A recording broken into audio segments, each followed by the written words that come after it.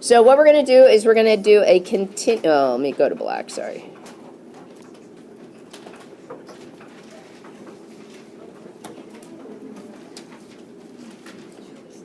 Continuing practice of word problems.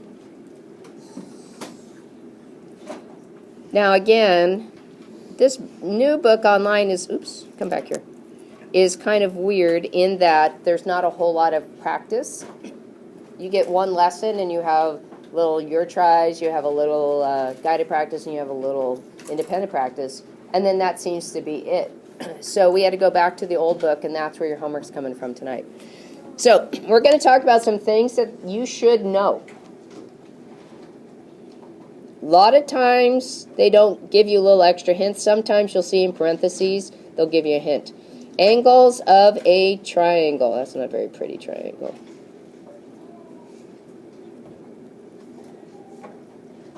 So here's a triangle. And you should include the diagram as part of your notes. And I've got 3 angles in that triangle. And what do we know is true about those 3 angles? What have you learned in the past about triangles, Ben? If it's an equilateral, all of the angles are the same. Okay, well, I'm not even saying that it's an equilateral. I'm just saying what's going to be true about any triangle, regardless of what kind it is, if I have the 3 angles. Stephen? Oh, that doesn't help me with any kind of calculation. Sierra?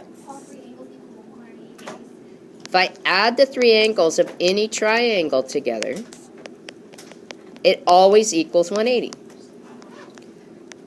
Now, the book makes the assumption that you know that. So now, you know that. Okay? So if that shows up, this is what they're asking you to do. All right? Next, we'd have some relationships between angles.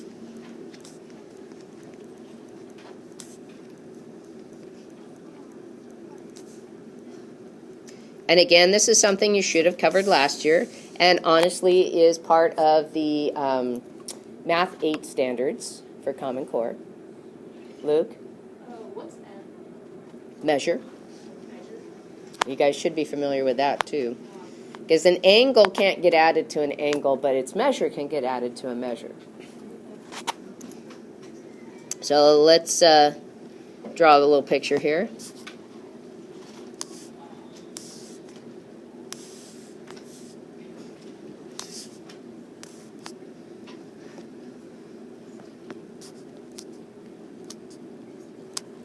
Okay, so the first relationship I want to talk about is complementary angles.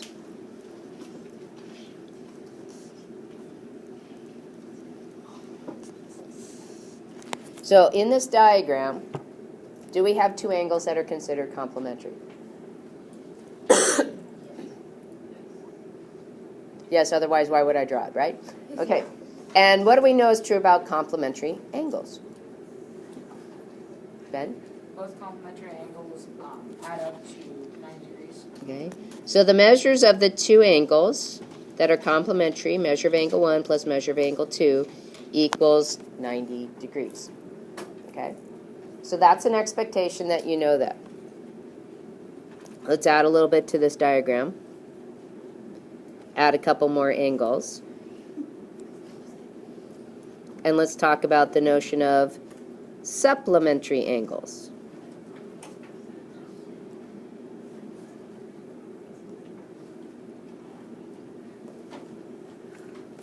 Okay. If you have 2 angles that are considered supplementary, what do we know is true about them? Jules?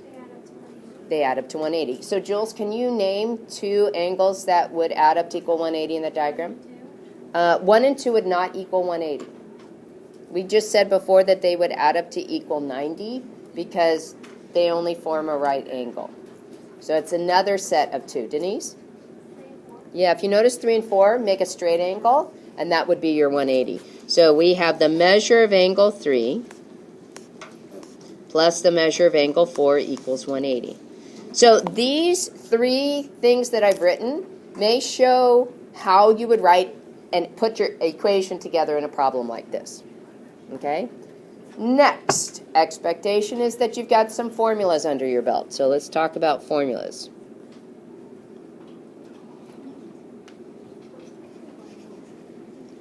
Now again, I'm only putting things down that you should have already learned. So the expectation is you already know what I'm talking about.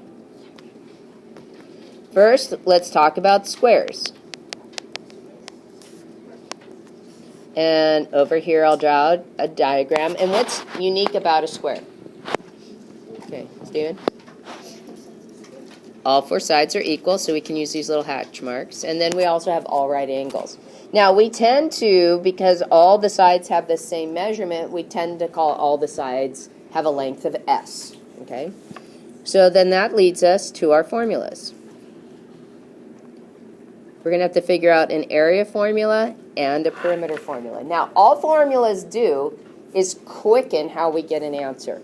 So who can tell me how I can figure out the area or the inside of this shape? What's the formula for a square? Dane. S by S times itself 4 times. I don't think that's how we figure out the area. Because that says I have 4 shapes that look exactly like the one that's there. So something quite not right. Try again. All right, let's have Justin. S squared?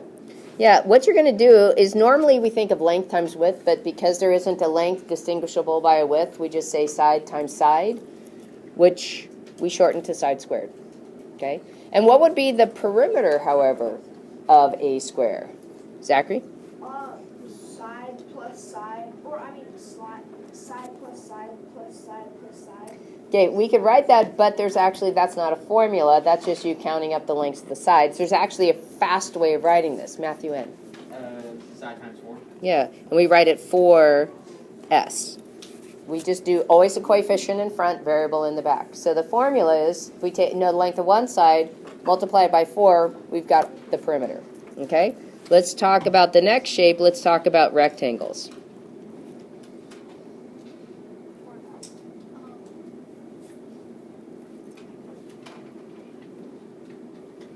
Okay, and what's unique about a rectangle compared to, let's say, a square?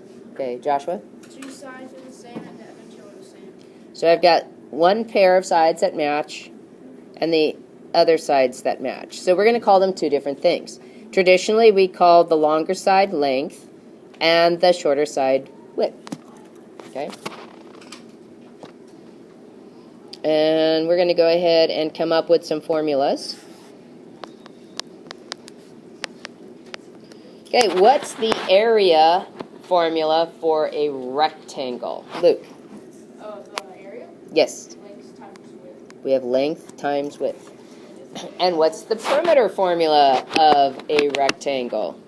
Caton? With 2 and length times 2. Yeah, and we just usually write it 2L plus 2W. Commutative property does allow me to say 2W plus 2L, but most people just, it trips off their tongues, is 2 lengths plus 2 widths. All right, and then the last shape I want to talk about, yes, is a triangle.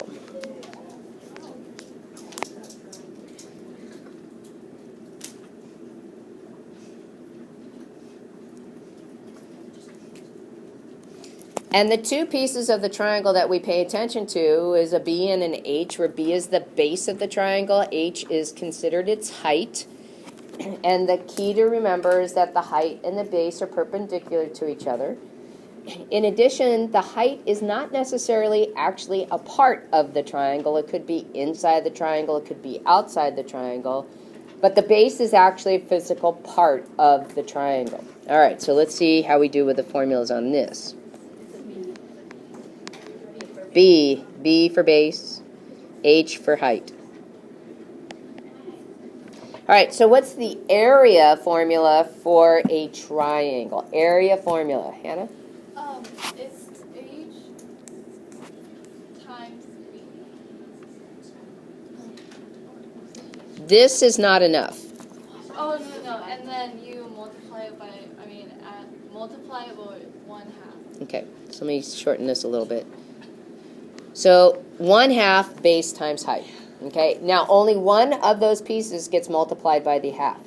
It's not half of the base and half the height. That's not how it works. It's either half of the base times the height, half of the height times the base, half of the product base times height. Now here comes the trick question. What's the formula for the area of the perimeter? Or, excuse me, formula for the perimeter of a triangle? Ben. Base plus base plus base, in other words, base cubed. Okay, it wouldn't be base cubed because cubing is from multiplication. Okay, and you made an assumption that all three sides were the same. Does it tell you in this diagram that all three sides are the same? All right, so we have to kind of back it off and get something even more basic. Taylor, do you have an idea? Like I said, it's kind of a trick question. Joey? What's B1, B2, B3? Okay, we can't call them all base. The only one that gets to be called base is the guy that has a height perpendicular to him. So we just call them sides. And we don't have a formula because we just add them.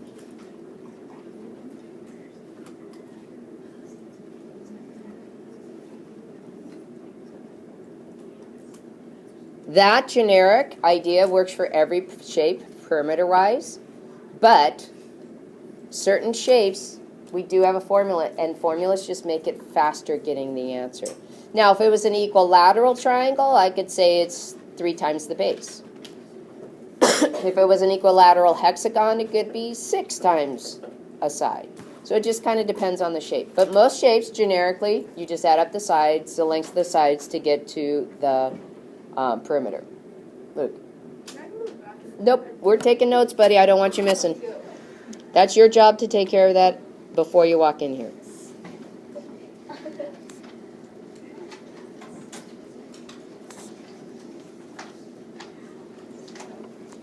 So what we're going to talk about now are consecutive integers, and you're going to see some problems, about 4 of them on your homework tonight.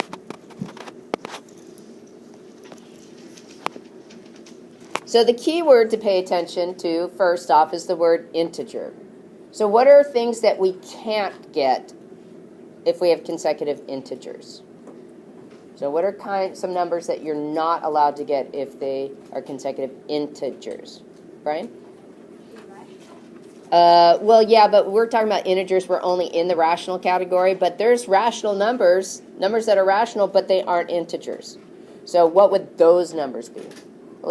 Alicia, sorry. Fractions. We get no fractions. What else can we not get? Oops. No fractions, or I heard somebody whisper it. Decimals. So remember we talked about reasonableness. If you're doing math and you get a fraction answer, a decimal answer, and you're supposed to be coming up with an integer answer, you know you've done something wrong. Okay? Now, consecutive integers breaks into 3 categories. We'll talk about the first one, which are just regular consecutive integers.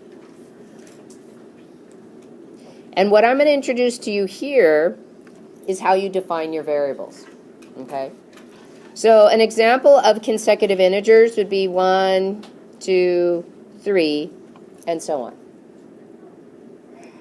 So I'm not going to tell you those numbers. That's what you're going to be asked to figure out in these problems. So let's let the first number be represented by x. If x represents 1, what would I do to x to get to 2? Kendall? I would add 1. Okay? And if x equals 1, what would I do to get to the third number? Macy? And what you notice is when the numbers are just consecutive, there's a pattern that each term that I identify just is 1 more than the term before, because that's all we're doing with consecutive integers is adding 1 more. Okay? All right, let's talk about consecutive odd integers.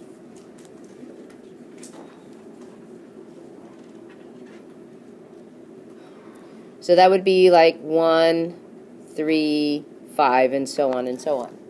Now somebody says, well, what if you had 2? And I said, well, then you don't have a fair answer because 2 is not an odd number, so you throw it out as not being possible. So we're going to do the same reasoning that we just did on this last one. we're going to let X represent the first number in the group. What would I add to the first number to get to the second number if the first number is X? Nicholas? Yeah, so I would get X plus 2.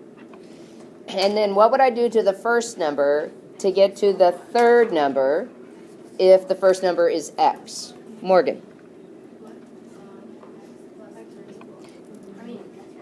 Yeah, 1 plus 4 is 5, so X plus 4. You start seeing the pattern there? Okay. And think about it. When I can count by odds, I skip a number. So I'm always adding by 2 when I'm skipping a number. So let's try the last one, which would be consecutive even integers. And so that would be like 2, 4, 6, and so on. So again, we're going to let X represent the first of the numbers. And if X represents the first number, what do I do to X to get to the second number? Okay, Jules? X plus 2, because 2 plus 2 is 4. And then what would I need to do to the first number to get to the third number? Satara? X plus 4. Now, did you notice something strange about the patterns? Ding? The odd, even integers have the same variable. Yeah. These two have the same pattern when you're defining variables. Because you are always skipping by 2 when you're counting by odds or you're counting by evens. So same pattern for defining variables.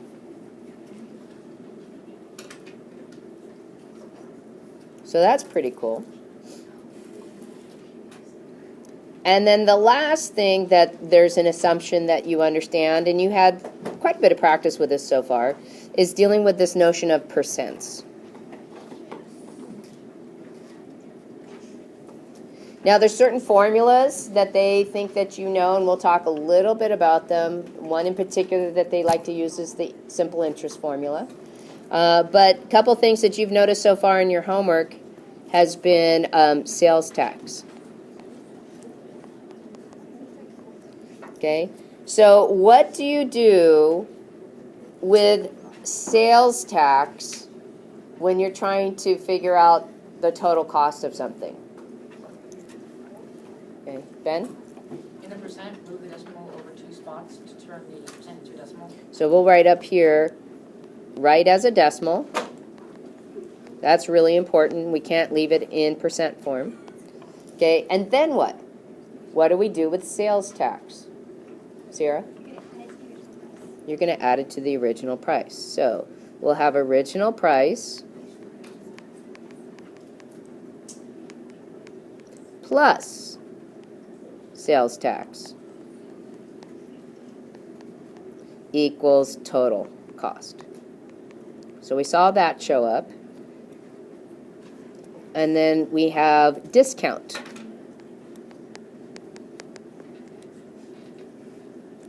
And discount, reduction, all of those things. We saw this show up in last night's or Friday night's homework a couple times. So what do we do for a discount amount? What do we do there? Hannah? Original minus discount. Yeah. So this one takes the original price, but it subtracts the discount. And then that equals what we call a sale price. Now what happens is that these two problems will get put in together into one problem, and you'll have to figure out how much is the discounted price, the sale price, and then how much is the final price with a sales tax. So in one case you're subtracting, in the other case you're adding, and you got to keep them straight. So these are all the kinds of problems that you're going to see that the assumption is you already know how to handle. Okay?